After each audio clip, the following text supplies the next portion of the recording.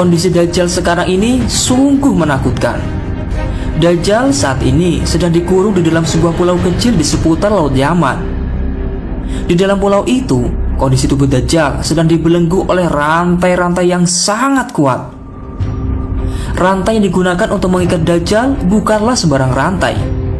Ukuran rantai-rantai itu cukup besar sekali, sehingga sangat menyulitkan Dajjal untuk meloloskan diri.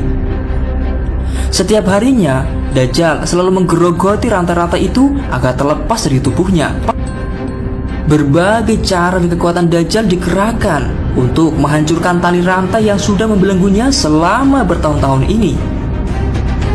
Hingga zaman akhir sekarang ini, diperkirakan rantai Dajjal akan benar-benar terputus. Apabila hal itu terjadi, maka mari bersiap-siaplah menyambut kemunculan Dajjal ke alam dunia ini dengan malapetaka yang dibawanya. Na'udzubillah min dzalik. Rasulullah SAW menjelaskan dalam suatu hadis bahwa sekarang Dajjal sedang berada di sebuah pulau di sebelah timur kota Madinah.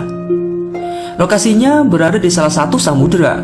Namun Rasulullah SAW tidak mengetahui lokasi tepatnya, karena hanya Allah SWT yang tahu dan juga orang-orang yang dikehendakinya. Kehidupan dalam pulau kecil yang dihuni Dajjal itu cukup menyeramkan. Salah satu penyebabnya adalah karena adanya makhluk menjaga pulau.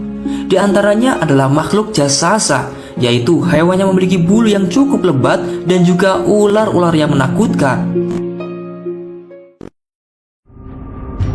Di dalam pulau itu, Dajjal kerap kali hampir berhasil menghancurkan dan melepaskan tali rantai yang membelenggunya. Namun ketika ada suara azan yang berkumandang, maka tali-tali rantai itu akan kembali menguat seperti sedia kala.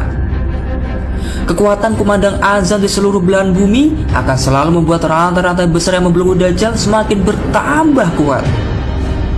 Hal inilah yang membuat usaha Dajjal untuk kabur dari pulau itu sia-sia belaka. Allah SWT akan selalu menjaga pulau itu hingga kelak detik-detik menjelang datangnya hari kiamat kelak.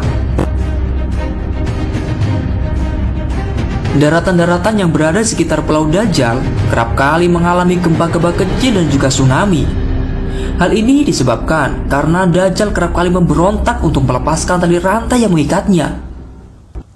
Dajjal kerap sekali mengamuk untuk bebas.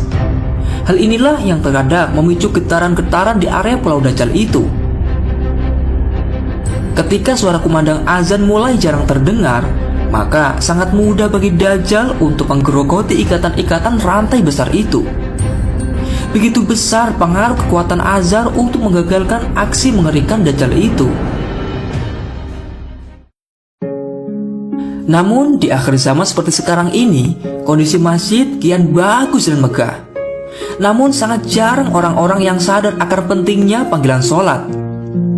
Banyak orang-orang yang enggan, bahkan melalaikan kewajiban sholat. Akibatnya, masjid dan musola kian sepi dan akhirnya bisa membuat tidak ada orang yang mengumandangkan azan lagi. Hal ini sungguh sangat berbahaya karena apabila kumandang azan sirna dari muka bumi ini, maka Dajjal akan bisa dengan mudahnya melepaskan rantai-rantai dan akhirnya muncullah Dajjal ke permukaan bumi untuk menebar bencana fitnah. Hal inilah yang dimaksud sebagai tanda-tanda datangnya hari kiamat. Situasi pandemik